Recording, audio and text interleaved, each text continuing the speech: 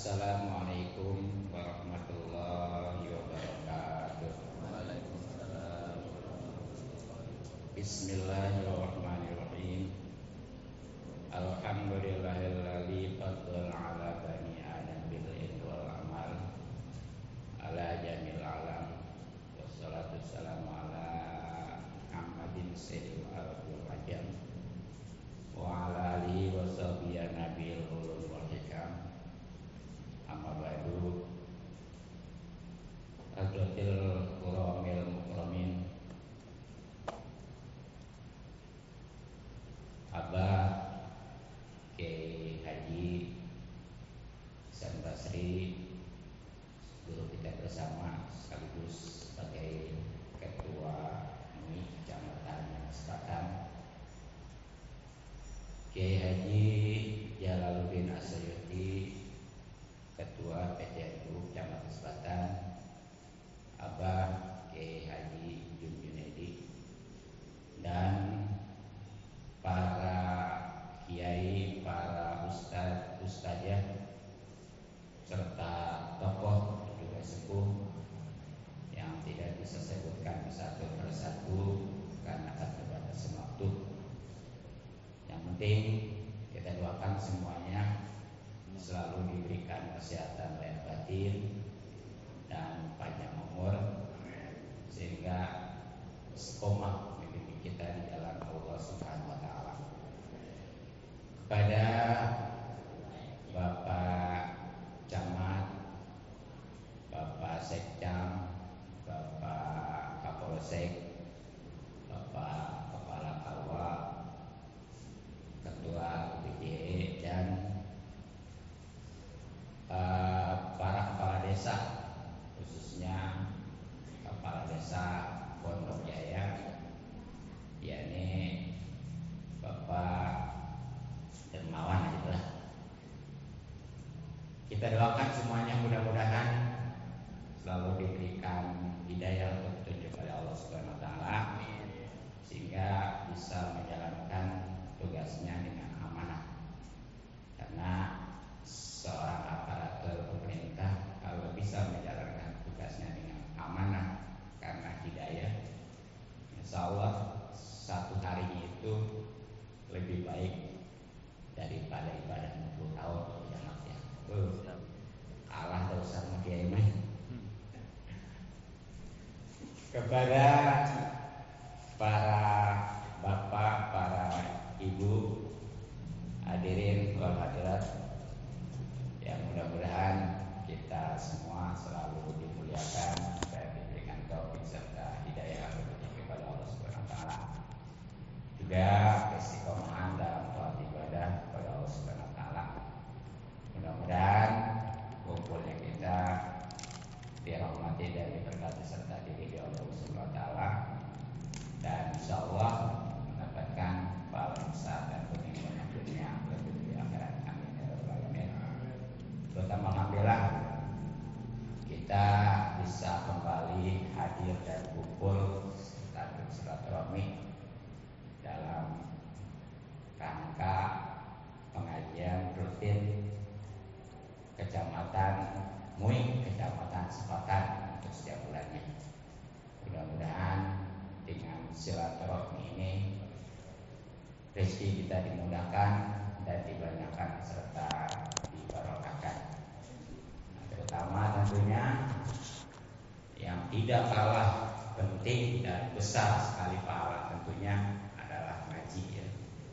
Karena di dalam hadis juga dikatakan thalabul ilmi fariidatun ala kulli muslim. Walaupun di dalam riwayat ada kata-kata kaum muslimatin juga ya. Tapi yang populer hanya sebatas muslim. Menuntut ilmu itu sangat wajib ya. Jadi tak yang ada pada lafaz faridatun itu bukannya teh marbutoh apalagi teh tanis. Karena lafaz tolabunyi itu adalah mufrad mujakkar. Ya tentunya khobar juga harus demikian. Makanya sekali lagi itu bukannya teh marbutoh apalagi teh tanis, tapi teh taglibi yang artinya sangat wajib ya. Karena survei membuktikan pada peristiwa Isra Mi'raj, walaupun itu sholat sudah diperintahkan oleh Allah Subhanahu Wa Taala kepada baginda kita khususnya, karena memang rangkaian Isra Mi'raj itu selesai, bahkan termasuk perintah sholat itu sebelum subuh ya. Ternyata sholat subuh belum dikerjakan.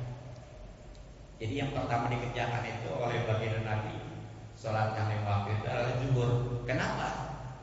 Padahal di situ sudah wajib, sudah diperintahkan, tapi kok belum dikerjakan? Karena belum ada ilmunya. Ya. Nah disinilah ilmu lebih penting. Makanya dalam Nazam Syekh Ruslan dalam kitabnya ya, Fakuluman bigari ilmin ya amalu madudatun latul itu. Jadi setiap orang yang beramal tanpa ilmu maka amalan ditolak. Nah kemudian tadi kenapa dalam hadis ini hanya muslim ya, enggak ada muslimatin. Nah ini juga sama ya, ini juga segatnya segat abliyah, yang artinya walaupun disebutin laki-laki itu mencakup perempuan. Banyaklah dalam hadis-hadis maupun Al-Quran, walaupun kitabnya itu untuk laki-laki, tapi maksudnya untuk semuanya gitu ya, gitu. Asal tentunya yang lebih besar. Makanya ada istilah zaujaini, itu terdiri dari suami istri ya, bukan pakai zaujatain, bukan, tapi zaujaini atau istilah maghribaini, itu antara maghrib dan isya. Nah kenapa isya yang dipakai ya? Karena isya lebih besar daripada maghrib dan seterusnya gitu. Hadirin wal hadirat rahimakumullah. Ya sebelum saya bacakan kitab terlebih dahulu, saya mohon maaf dan maklum seandainya ada kesalahan atau kekurangan.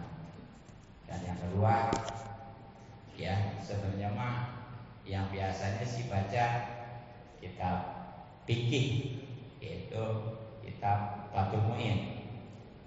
Sebenarnya saya oke-oke aja, tapi karena begitu Ustaz Ubay katanya mau pakai kitab apa, judulnya apa, ya udah saya ambil kesimpulan aja pakai kitab Durratun Nasihin di sini ya. Nah perlu diketahui, bahkan tadi sudah disampaikan oleh MC ya, kitab Durratun Nasihin ini karangan Syekh Utsman bin Hasan bin Ahmad As-Sakir Al-Qabawi. Ini ulama kurun 13, tepatnya tahun 1239 Hijriah. Jadi kesini ini udah lebih 200 tahun ya. Nah ini kitab masalahnya banyak yang menganggap enggak boleh ngamalinnya ya, karena itu banyakannya hadis maudhu. Nah kalau memang demikian, ini kitab kalau bukan benar ya, artinya salah, nggak mungkin bisa bertahan sampai 200 tahun lebih ke sini. Nah, maka dari itu, baiklah kita mulai saja. Yang bawa atau punya kitabnya itu bisa dibuka halaman 17 ya. Halaman 17 baris keempat dari atas ya, tepatnya waqala qala musannif rahimahullah ta'ala wa nafa'ana bi ulumi wa ma'rifati ini amin ya rabbal alamin. Al-Fatihah. A'udzubillahi minasyaitonir rajim. Bismillahirrahmanirrahim. Alhamdulillahirabbil alamin arrahmanir rahim. Iyyaka na'budu wa iyyaka nasta'in. Ihdinas siratal mustaqim. Shiratal ladzina an'amta 'alaihim ghairil maghdubi 'alaihim waladdallin. Bismillahirrahmanirrahim. Kiwa dunya utawi jejeke dunia, pakai bahasa Jawa menunjukkan ini jebolan IKI ya, Institut Kastrologi Indonesia.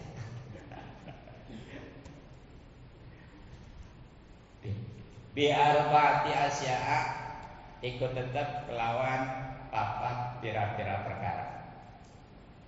Awaluha utawi awale arba'ah bi ilmil ulama'i ikut tetap kelawan ibulne pira-pira wong kang alim. Wasani lan utawi kang kapindho bi adlil umaroi ikut tetap kelawan keadilan pira-pira pemerintah. Wasalisu lan utawi kang kaping 3 bisaqawatil aghniyai ikut tetap kelawan lomane pira-pira wong sugih. Warabimu lan utawi kang kaping 4 bidawatil fuqara'i ikut tetap kelawan doane pira-pira wong kang fakir. Walola ilmu ulama lan lamun oranana utawi ilmu ulama iku wujud la alaka maka yakti rusak al jahiluna sapa wong kang bodoh kabeh. Walaula sahawatul aniyai lan lamun ta oranana utawi lomane pira-pira kang sugi la alaka maka yakti rusak al fuqara'u sapa pira-pira wong fakir. Wala du'aul fuqara'i lan lamun ta'orana utawi pira-pira wong kafir la halaka maka yakti rusak al aghniya'u sapa pira-pira wong kang sugih. Walola adlul umara'i lan lamun ta'orana utawi keadilan pira-pira pemerintah la halaka maka yakti mangan badun nasi sapa sebagian manusia badon sebagiannya kama yaku kaya oleh bukan kayak barang ya. Di sini bukan mak mosul tapi mak kapasi adaidah.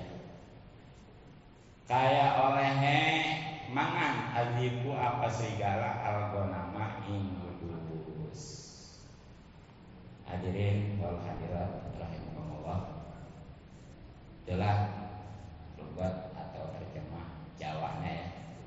Ya kalau Sundanya tinggal ganti aja atau utawi ari iku eta gitu ya, atau kalau atau kana kalau apa atau sapa atau naon atau saha gitu ya.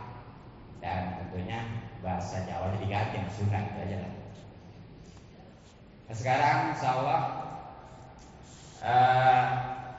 Indonesia atau Melayu dan penjelasannya. Waqala dan telah bersabda baginda Nabi baginda Nabi sallallahu alaihi wasallam. Kiwa dunia kokohnya dunia bi arba'ati asya itu dengan 4 perkara.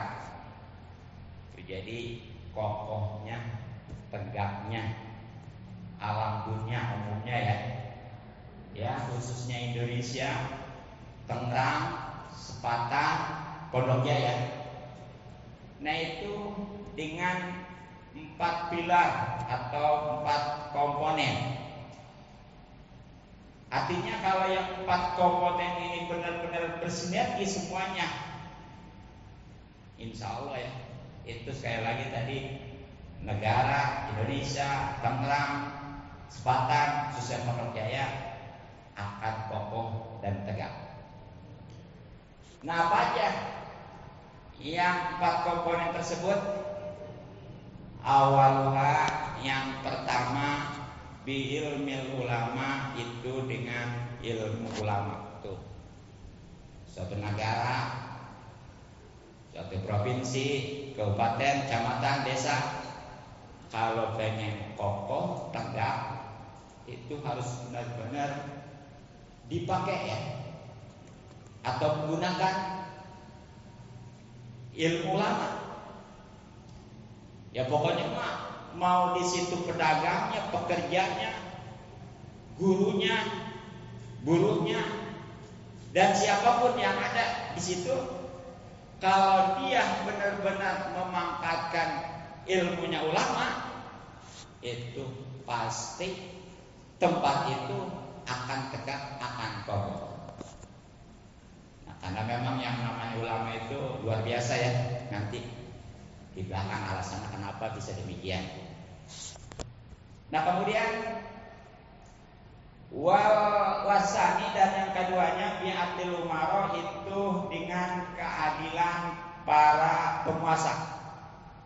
Jadi yang kedua, kalau memang negara pengen kokoh, tegak, itu harus disinergikan, harus dimanfaatkan, harus dibuktikan yang namanya keadilan para penguasa.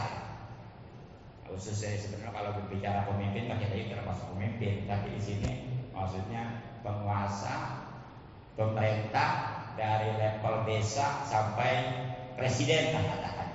Itu kalau memang benar-benar pemerintahnya adil, terus ditopang tadi dengan memanfaatkan ilmunya ulama, insya Allah negara akan kokoh.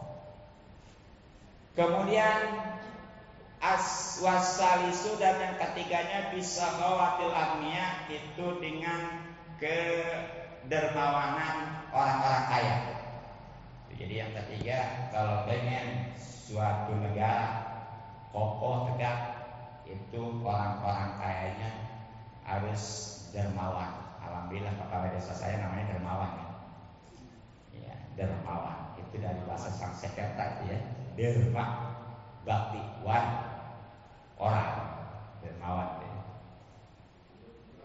Ya, alhamdulillah. Kemudian warabi'u dan yang keempat bidawatil fuqara'i itu dengan keadilan dengan doanya orang-orang fakir. Jadi yang keempat, kalau pengen negara pengen kokoh tegak, itu orang-orang fakirnya ya harus ngedoain. Itu ngedoain dari orang kaya, ngedoain pemerintah, bahkan ngedoain ulama gitu. Nah jadi itulah 4 pilar sebagai ukuran kokohnya alam dunia ini. Mengapa demikian? Walaulah ilmu ulama, kalau tidak ada ulama la halaka maka pasti rusak al jahiluna, orang-orang yang bodoh. Jadi alasannya kenapa tadi ilmunya ulama itu bisa jadi ukuran tegaknya suatu negara atau dunia ini ya. Karena kalau tidak ada ilmunya ulama yang dimanfaatkan, pasti orang-orang bodoh akan binasa ya. Ya karena memang yang pemimpinnya juga orang bodoh, dan ketika dia fatwa di sembarangan, akhirnya binasa, hancur. Gitu ya. Kemudian walaulah sakhawatul agniya, dan kalau seandainya tidak ada kedermawanan orang-orang kaya la halaka, maka pasti binasa al-fuqara'u, orang-orang fakir. Tadi alasannya kenapa? Yang namanya kedermawan orang fakir, kedermawan orang kaya itu bisa jadi ukuran tegaknya dunia. Karena memang kalau tidak ada nih kedermawan orang-orang kaya, artinya orang-orang kaya ini udah pada pelit, udah gak peduli ya, egois. Maka pasti orang-orang fakir akan binasa karena dia nggak bisa kerja atau kerja juga nggak dibayar. Kemudian ya orang kaya nggak peduli, nggak mau sedekah, nggak mau membantu gitu ya. Makanya kalau udah binasa orang fakir, ya otomatis nantinya reaksinya gimana ya? Bisa jadi nantinya orang fakir itu maling ataupun membuat kriminalitas yang lainnya gitu ya, kriminal. Kemudian walaulah du'aul fuqara'i, dan kalau tidak ada doanya orang-orang fakir la halaka maka pasti binasa al-agniya, orang-orang kaya. Ini kalau kenapa tadi doa orang fakir juga jadi ukuran sebagai tegaknya dunia ini, karena kalau orang-orang fakir nggak mau ngedoain ya khususnya kepada orang kaya, maka orang-orang kaya itu akan binasa. Ya, apalagi kalau justru ngedoainnya malah keburukan. Jadi nggak ngedoain aja, itu udah binasa orang kaya. Makanya kalau umpamanya nggak peduli, bisa jadi mereka itu nggak mengeruai, bahkan bisa jadi ngeruai jelek, bahkan bisa jadi mereka itu bisa jadi karena malingnya, ya seperti orang-orang miskin umpamanya memaling kepada orang kaya. Nah, itu sebenarnya bisa jadi karena ketimbangan ini nih, yang mestinya orang kaya memperhatikan orang miskin, karena nggak diperhatikan, nggak dibantu, akhirnya orang miskin ini nggak mau ngedoain, orang fakir ini nggak mau ngedoain, bahkan itu malah ngemaling gitu. Dan yang keempatnya, walola andul umarahi, dan kalau seandainya tidak ada keadilan para pemerintah, la akala, maka pasti memangsa makan ba'dunas sebagian manusia badon kepada sebagiannya. Kama yaqulu, sebagaimana memakan al-ibu serigala al-ghanama pada domba. Jadi tadi Bang, diantara yang menjadi tonggak ukuran kekokohan alam dunia adalah keadilan pemerintah, para penguasa maksudnya. Maka kalau seandainya penguasa ini tidak adil, alhamdulillah ya, ini bisa hukum limbah. Artinya sebagai manusia yang merasa berkuasa itu memakan yang lemah, sebagaimana kekuatan serigala itu bisa memangsa domba yang lemah gitu ya. Ini karena memang tidak ada keadilan. Tapi kalau adil mah, walaupun istilahnya orang itu kuasa, tetap hukum diterapkan, nggak peduli itu orang pangkat, raja biasa atau siapapun, pokoknya mah berbicara hukum itu sama. Nah jadi itu ya. Nah di sini kenapa sih Pak Dalma kalau di atas mah tadi rangkaian hadis itu pertama yang disebutkan ulama, kemudian umaro, kemudian agnia, baru pukul.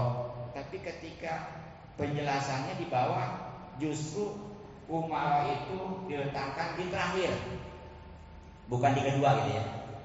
Nah ini mungkin karena benar-benar harus diperhatikannya, karena memang ya yang namanya ulama, yang namanya pemerintah nih kalau memang dia adil itu luar biasa. Makanya dalam sebuah hadis kan ada baginda Nabi SAW bersabda ya, sab'atun yudhilluhumullahu fi dhillihi yauma la dhilla illa dhilluh, di antaranya al-imamul adil. Jadi seorang ada 7 kelompok manusia yang langsung kelak ya dinaungi oleh Allah pada hari yang tidak ada naungan kecuali dengan Allah. Di antaranya adalah, bahkan yang pertama nih ya, adalah pemimpin yang adil. Itu dari 7 kelompok ini pemimpin yang adil diprioritaskan. Kemudian dalam hadis lain juga ya ada ya, baginda Nabi SAW bersabda, inna habana silawa yaumal qiyamah wa nahu minhu majlisan imamun adil.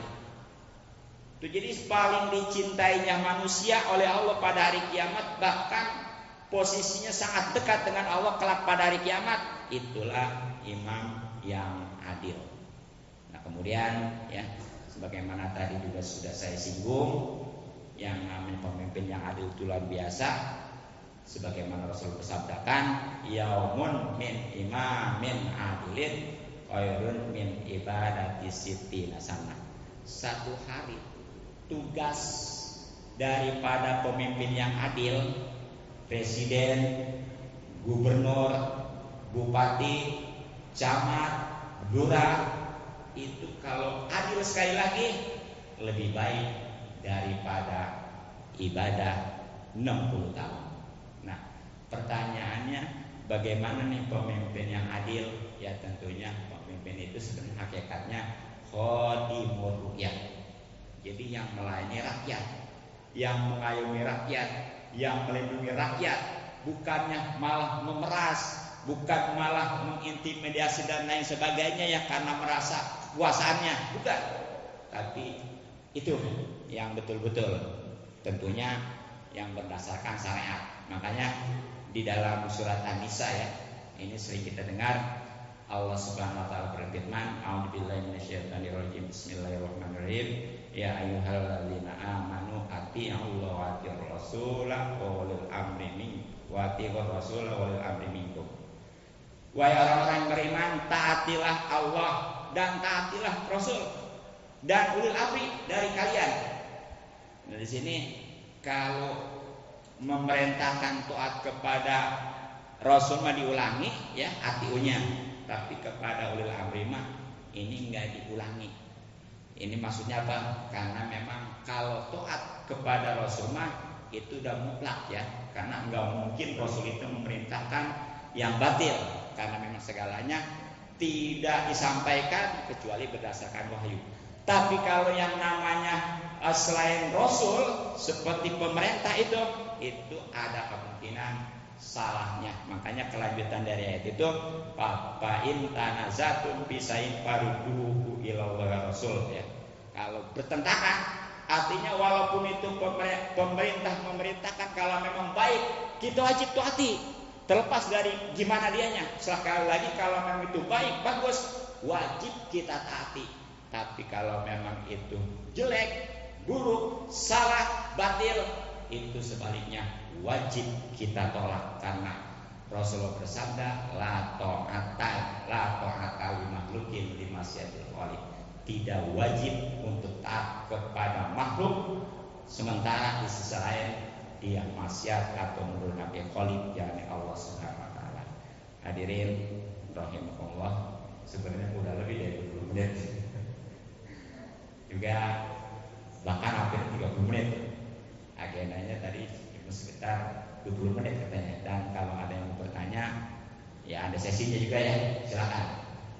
Ya kalau enggak sih mudah-mudahan enggak ada. Ya. Yang terkait dengan ini atau yang lainnya silakan. Ya untuk yang menjawab nanti banyaklah narasumber dari para guru-guru kita ya. Ya.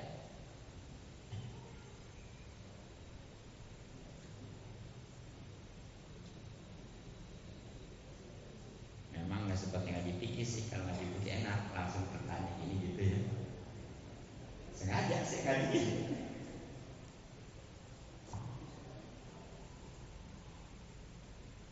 Gimana? Baik. Cukup. Ya sebenarnya mah kalau masih sampai ini pembahasan tadi tentang keutamaan ulama, juga keutamaan orang dermawan, begitu juga orang fakir ya. Ini bisa sampai 1-2 jam bisa ya. Saya udah nyiapin nih tentang konsep-konsepnya ya. Tapi karena tadi rokesnya hanya 20 menit gitu ya, jadi konsekuen gitu istilahnya gitu ya. Ya. Silakan.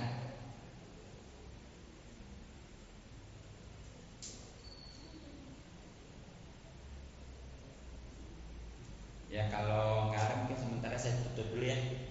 Ya kurang lebihnya mohon maaf. Subhanallah bihamdik asyhadu an la ilaha illallah wa atubu ilaik.